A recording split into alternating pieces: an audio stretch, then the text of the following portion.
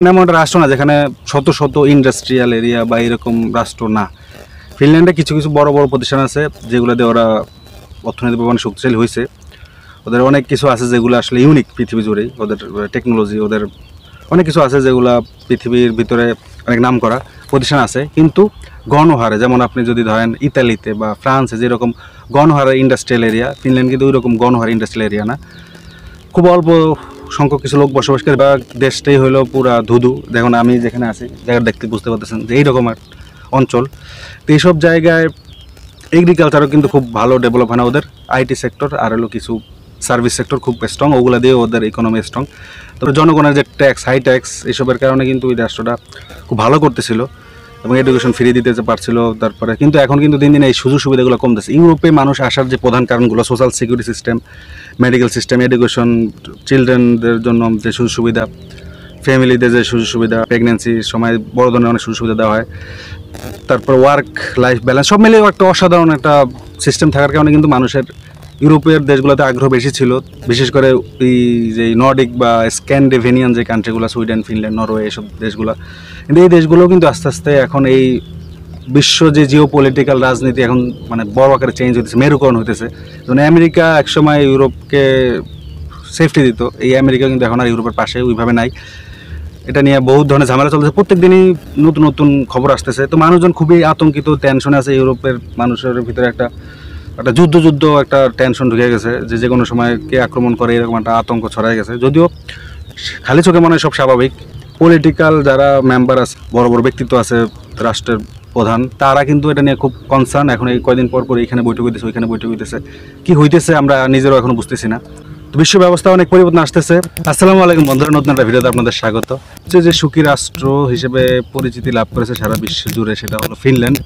এবং আমাদের বাংলাদেশিদেরও কিন্তু একটা আগ্রহের কেন্দ্রবিন্দুতে ছিল এবং এখনো আছে অনেকের কাছে। রাশিয়া ইউক্রেন যুদ্ধের পর থেকে মূলত ফিনল্যান্ডের যেই শান্তি অবনতির দিকে যেতে থাকে। যদিও কাগজে কলমে এখনো ফিনল্যান্ড শান্তি দেশ হিসেবে নাম্বার 1-এ আছে, কিন্তু ইউক্রেন রাশিয়া যুদ্ধ শুরু হওয়ার পর প্রথম যে ধাক্কাটা খায় তারা হলো শরণার্থীদের একটা চাপ পড়ে।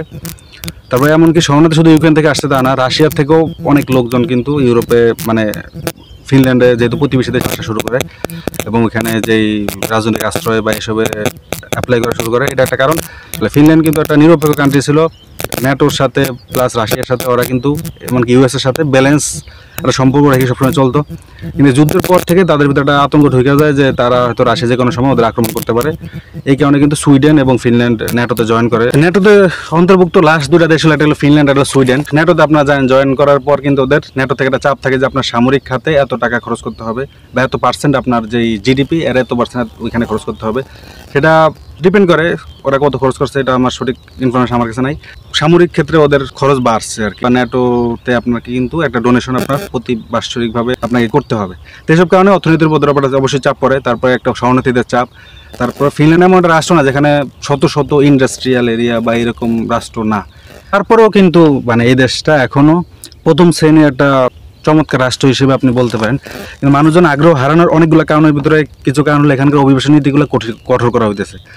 এখানে মানুষজন আসতেছে, আগে যতটা সহজে তারা এখানে পার্মানেন্ট রেসিডেন্ট হইতে পারতো, যতটা সহজে এখানকার সিটিজেনশিপ পাইতো, এখন কিন্তু এতটা সহজ নাই, একই কঠিন করতেছে। এখানকার রিকোয়ারমেন্টগুলো টাইট করতেছে ওরা। কয়েকটা পত্রিকা দেখলাম যে আমি ওইখানকার যারা ট্রেড ইউনিয়নের লোক আছে, যারা ব্যবসায়ী সমিতি বা এইসব সমিতির লোক আছে, এরা কিন্তু বলতেছে, সরকারকে চাপ দিতেছে যে এগুলো হালকা করার জন্য, কারণ লোকজনের সংকট হইতেছে। আপনি যদি দেখেন যেমন 2023 সালে কিন্তু 15,000 লোক এখানে পারমিট নিয়ে আসছে, মানে বিভিন্ন ওয়ার্ক পারমিট নিয়ে বিভিন্ন সেক্টরে। সেটা 2024 সালে আরও বাড়ার কথা স্বাভাবিকভাবেই, কিন্তু 2024 সালে এটা আরও কমে, কারণ যুদ্ধ শুরু হয়েছে 2022-এ ধরলাম।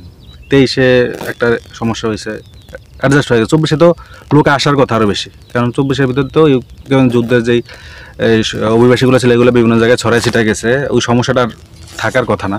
কিন্তু 2024 সালে 11,000 লোক আসে।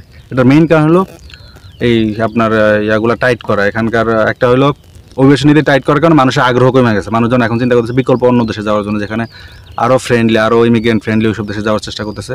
এদিকে আসাটা অনেকটা কম হইতেছে এখন। তারপরে স্টুডেন্ট ভিসা যারা আসতো, যতটা আগে খুবই উইলিংলি যাইতো, এখন কিন্তু ওইটাও অনেকটা মানুষের যেই মোটিভেশন ওটা অনেকটা কমে গেছে ফিনল্যান্ডের ব্যাপারে। আর সবচেয়ে বড় সমস্যাটা কথা ছড়াই গেছে, ওইখানে জব নাই। এই জব ক্রাইসিস একটা অন্যতম কারণ। এখানে যে সেক্টরগুলো, ওই সব সেক্টরগুলোতে এখন অ্যাভেলেবেল ভ্যাকেন্সি খালি নেই, এবং অর্থনৈতিক চাপের কারণে অনেক প্রতিষ্ঠান কিন্তু এখন বন্ধ হয়ে যেতেছে। আর মানুষজন আগে ট্যুরিজম সেক্টরটা যত রেস্টুরেন্ট ছিল, এখন কিন্তু ওইসব দেশের ট্যুরিজম আগের তুলনায় এই যুদ্ধ বিভিন্ন ইস্যুর কারণে, যেমন সবচেয়ে বেশি ওরা ট্যুরিস্ট পাইতো যে রাশিয়া থেকে, রাশিয়ার লোকগুলাও কিন্তু এখন এই যুদ্ধ নিয়ে বিভিন্ন কারণে ট্রাভেলটাকে এতটা স্বাচ্ছন্দ্য করতে পারতেছে না বা প্রেফার করতেছে না ট্রাভেলিং। আর আপনি সেটা ওয়ার্ক পারমিট বলেন, সেটা জব সেক্টর বলেন, সেটা আপনি রিলোকেশন বা মানুষজন যে স্থায়ীভাবে বসবাস করার জন্য বিভিন্ন দেশ থেকে ওখানে আসতো, ইউএসএ থেকে আসতো, তারপরে ইংল্যান্ড থেকে আসতো, ওইটাও কিন্তু এখন মানে আপনি যদি 2-3 বছরের পরিসংখ্যান ঘাটেন, কমতেছে, দিন দিন কমতেছে। যেমন 2023 সালে 42,200 জন টিআরসি পায়, সব মিলে আর কি। দেশে বিভিন্ন সেক্টর আসার কথা বলছি, স্টুডেন্ট থেকে শুরু করে ওয়ার্ক পারমিট সব মিলে 42,000, যেটা 2022 সাল থেকে 6,000 কম ছিল, 6,000-7,000 কম ছিল। মানে ওই যে কমা শুরু, তারপরে গত 2-3 বছর ধরে এটা কমতেছেই। কিছু কিছু সেক্টরে লোকের সংকট, ওদের আইটি সেক্টরটা খুব স্ট্রং, আইটি সেক্টরে প্রচুর লোক আসতেছে, বেশিরভাগই কিন্তু ফরেন। আপনার এই ফিনল্যান্ডের বাইরের লোকরা কিন্তু আইটি সেক্টরটা ওইখানে বড় একটা অংশই কন্ট্রোল করতেছে। তো এইসব জায়গাও কিন্তু অনেক লোক সংকট দেখা দিয়েছে, মানুষজনের আগ্রহ কমে গেছে। আর যারা আসতেছে তারাও দেখা গেল তার মনের মতো চাকরি পেতেছে না, বা মনের মতো করে ওখানে যেই লাইফ লিডটা করার কথা। তো আমার পার্সোনাল ভিউ, ওইখানে কয়েকদিন থাকা প্লাস এই পড়াশোনার থেকে আমার মনে হয় ফিনল্যান্ড এখনও ইউরোপের অন্যতম সেরা দেশ। ওইখানকার আইন কানুন, ওইখানকার নীতি, ওইখানকার যেই সোশ্যাল সিকিউরিটি সিস্টেম, নাগরিকদের প্রতি ওইখানকার রাষ্ট্রের যেই দায়বদ্ধতা, ওইটা অন্য অনেক দেশ থেকে বেটার। চুরি রাহাজানি, তারপরে অনৈতিকতায় খুবই নাই বলে চলে, মানে দুর্নীতির একদম অলমোস্ট জিরো লেভেলের, ফ্রেন্ডলি মানুষজন। আবহাওয়াটা খুব খারাপ, কিন্তু ওই দেশটা এখন কিন্তু মানুষের আগ্রহ হারায় ফেলানোর প্রধান কারণে হলো যেগুলো বলতেছিলাম।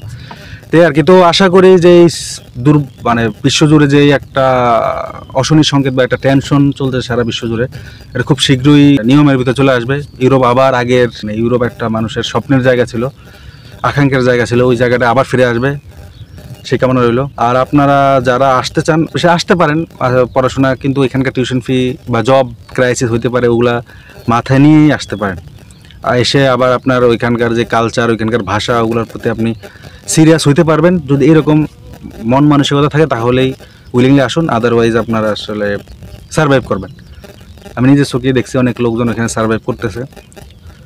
তা আপনারা যাতে এই সারভাইভের ভিতরে না পড়েন, তাই একটু ক্যালকুলেশন করে যারা ওখানে আছে, যারা আপনার যদি আত্মীয়স্বজন থাকে, খোঁজখবর নিয়ে তারপর আসুন।